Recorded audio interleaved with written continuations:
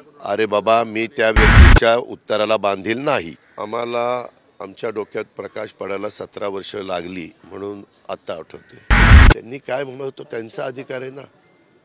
आज मी एक वेगळा रस्ता स्वीकारलेला आहे. त्यांच्याबद्दल एक ते वरिष्ठ नेते आहेत.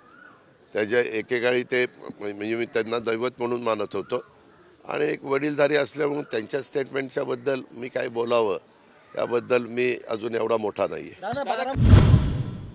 1 मेला नाही बाबा, ज्या वेळेस अधिवेशन असतं त्या अधिवेशनात पण राज्यपालांच्या अभिभाषणामध्ये आत्तापर्यंत जेवढी सरकार आली त्या अभिभाषणात सुरुवातीला किंवा शेवटला त्याच्यामध्ये समारोप करत असताना बोलतात सुप्रीम कोर्टात मॅटर चालू आहे.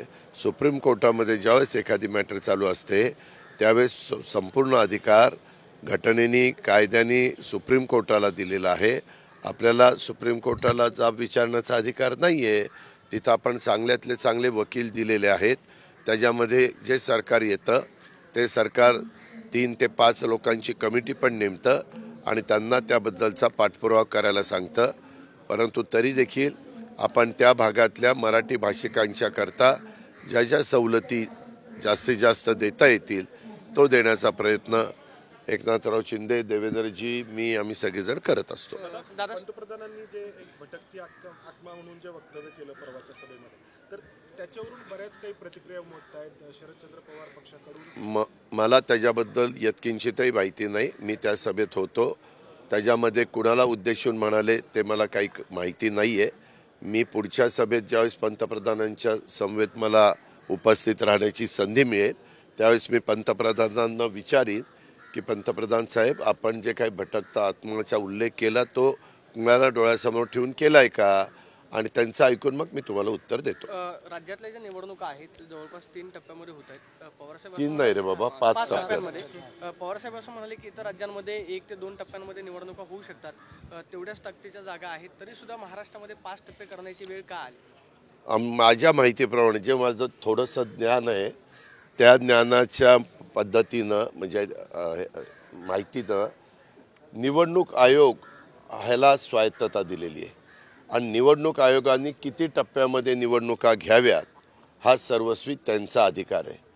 त्याच्यामध्ये दुसरं कुणी लुडबुड करू शकत नाही. आजपर्यंत अनेक निवडणुका आपण पाहिलेल्या आहेत. त्या अनेक निवडणुकांच्यामध्ये एका वेळेस निवडणुका येतात तेव्हा स्टाफ वगैरे त्या सगळ्याच गोष्टीचा विचार करून निवडणूक आयोग ते ठरवतं. आपल्या महाराष्ट्रामध्ये 5 टप्प्यामध्ये घेतलेले आहेत, देशामध्ये 7 टप्प्यामध्ये आहेत.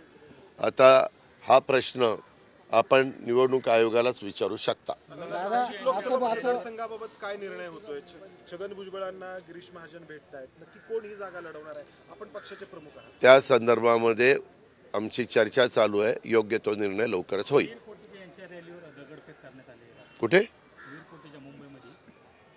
मी पेपरला सकाळी बातमी ती वाचली, परंतु ती बातमी वाचली आणि मी गाडीत बसून इकडं आलो कारण 7:45 वाजले होते. मी आता गेल्यानंतर वीर कोटेशनशी पण बोलीन आणि माहिती पण घेईल की बाबा नक्की काय झालेलं आहे. कारण अशा पद्धतीनं दगडफेक करणं पूर्ण खुल्या वातावरणात देशात महाराष्ट्रात सगळीकडे निवडणुका झाल्या पाहिजे. प्रत्येकाने आपली भूमिका मांडावी, त्याच्यामध्ये कशी मांडावी काय मांडावी हा ज्याचा त्याचा प्रश्न आहे.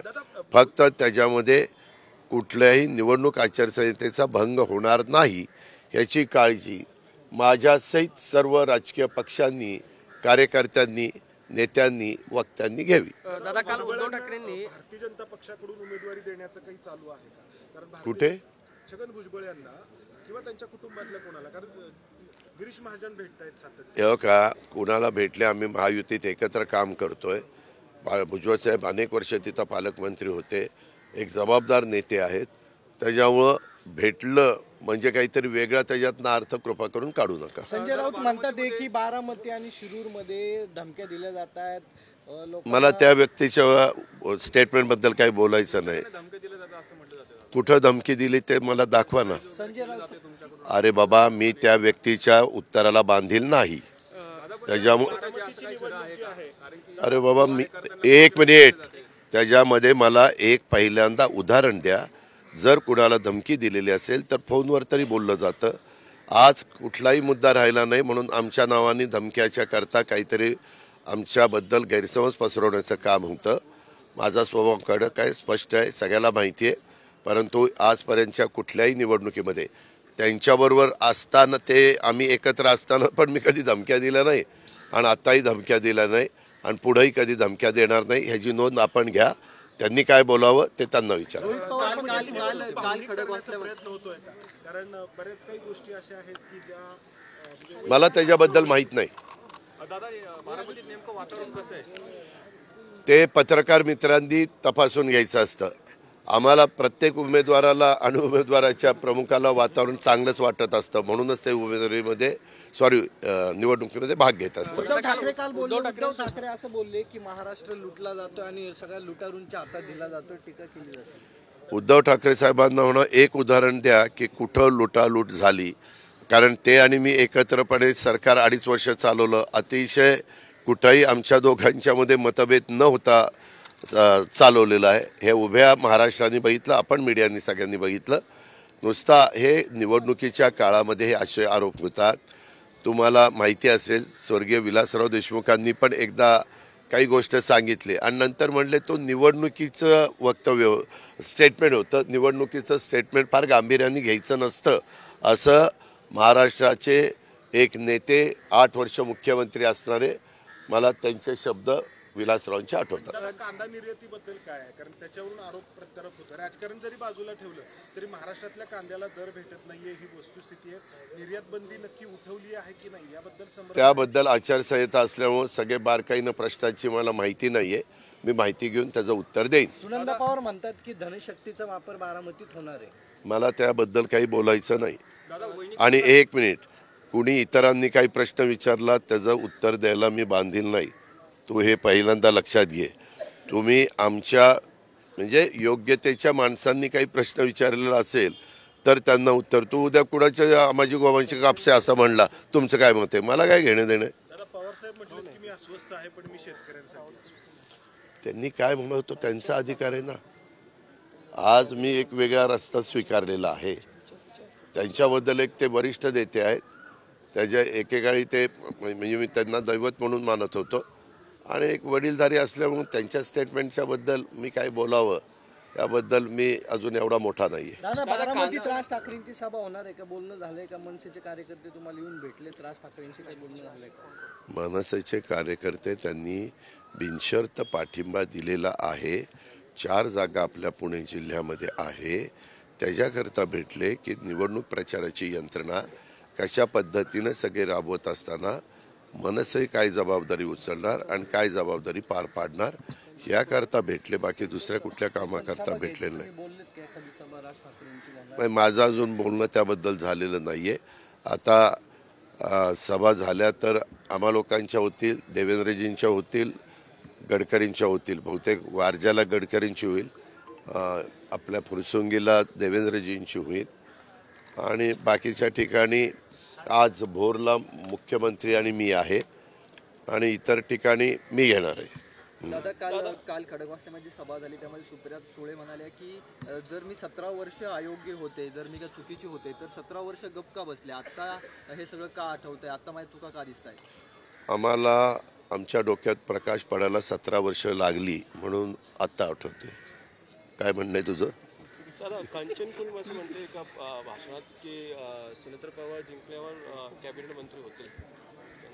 1 मिनिट. अहो, तुम्ही सगळे हे नवीन राजकारणात आहे. ते त्यांना आपलेपणाने काही बोलून जातात. शेवटी मंत्री करायचं तुमच्याही हातात नाही, माझ्याही हातात नाही. जे प्राईम मिनिस्टर होतात ना ते मंत्रिमंडळ ठरवतात बरं का, आणि राज्यात मुख्यमंत्री होतात ना ते मंत्रिमंडळ ठरवतात. त्याच्यावर तुम्ही असले प्रश्न विचारायच्या ऐवजी तर मनाने समजून घेतलं पाहिजे. हे प्रेमापोटी बोललेलं आहे. जर पंतप्रधानांनी बोलले असते किंवा मुख्यमंत्री एखाद्या राज्याचे कुणाबद्दल बोलले असते तर ते आपण गांभीर्याने घ्यायचं असतं. भावना असं ते म्हणतात, लोकांची भावना की बारामती म्हणून पहिलं त्याचा विचार पंतप्रधान करतील. राज्यात किती जागा येतील भरपूर जागा येतील. दादा तुम्ही प्रचाराच्या निमित्तानं सोसायट्यांमध्ये जाताय, त्यावरती तुमच्यावरती टीका केली जाते की उपमुख्यमंत्री आहेत आणि तुम्हाला नगरसेवकांसारखं सोसायट्यांमध्ये जाऊन मला लोकांच्यात काम करायला आवडतं. तुझ्या घरी पण मी उद्या यायचं असेल तर येऊ शकतो. मी सर्वसामान्य कार्यकर्ता आहे. मी वरच्या स्तरावर पण पंतप्रधानांच्या बरोबर पण सभा घेऊ शकतो आणि खाली सोसायटीमध्ये जाऊन देखील त्यांचे प्रश्न समजून घेऊ शकतो. मला फार स्वतःला मोठा समजत नाही. तुम्ही डाऊन टू अर्थ ज्याला म्हणतात तशा पद्धतीनं काम करायचं असतं आणि मला त्याच्यात कुठलाही कमीपणा वाटत नाही. मी वाडी वस्तीवर, ताड्यावर, पांड्यावर जाणारा कार्यकर्ता आहे. ह्याची नोंद घे आणि पुन्हा असला प्रश्न मला विचारू नको. इतरांनी विचारलं तर त्यांना म्हणा महाराष्ट्र दिनाच्या दिवशी अजित पवारांनी ह्याचं उत्तर दिलेलं आहे. त्याच्यावर ही तुम्ही मला एक सांगा रे, आज देशाची निवडणूक आहे. आज पत्रकार मित्र म्हणून तुम्ही जे मला प्रश्न विचारले ह्याच्यातला एक तरी देश पातळीवरचा किंवा उद्या देशाचं नेतृत्व करत असताना कोण मजबूत नेता आहे, देशाचा विकास कशा पद्धतीनं करणार आहे, देशाला पुढं कसं घेऊन जाणार आहे, तिसरी अर्थव्यवस्था जगातली कशी करणार आहे, इकडं बोलू ना. हे काय असलेच चिल्लर प्रश्न त्या ठिकाणी विचारताय. आणि मोदी साहेबांच्या विरोधामध्ये विरोधकांना कुठला मुद्दा न राहिल्यामुळं हे आता हे खालचे काही ना काही मुद्दे वर येतात. मोदी साहेबांना भ्रष्टाचाराच्या बद्दल 10 वर्षात कुठलाही आरोप झाला नाही, त्याबद्दल हे कुणी काही बोलत नाही. मोदी साहेब अतिशय धडाडीनं धाडसानी निर्णय घेतात, ह्याच्याबद्दल ह्यांच्या मनामध्ये दुःख आहे. मोदी साहेबांच्यामुळं हे अनेकांना सत्तेपासून बाजूला राहावं लागलेलं आहे आणि त्याच्यामुळे ह्यांनी सगळ्यांनी इकडून तिकडून मताची विभागणी होऊ नये म्हणून सगळ्यांनी एकी केलेली आहे आणि मोदी साहेबांना टार्गेट करण्याचा केविलवाणा प्रयत्न करतात. आपली महाराष्ट्रातली जनता सुज्ञ आहे, देशातली जनता सुज्ञ आहे. जरूर सगळा विचार आणि देशाचा विचार, 140 कोटी जनतेचा विचार, जगभरात देशाचं नावलौकिक वाढवण्याच्या करता, देशाला पुढं घेऊन जाण्याच्या करता विजन असणारं नेतृत्व कोण आहे हे सगळं बघून त्यामध्ये मतदान करतील. धन्यवाद. देश विदेशातील प्रत्येक घडामोडींचे लाईव्ह अपडेट मिळवण्यासाठी आता साम टीव्हीच्या सर्व सोशल मीडिया प्लॅटफॉर्मला लाईक, फॉलो आणि सबस्क्राईब करा. तसंच सर्व नोटिफिकेशनसाठी बेल आयकॉन प्रेस करायला विसरू नका.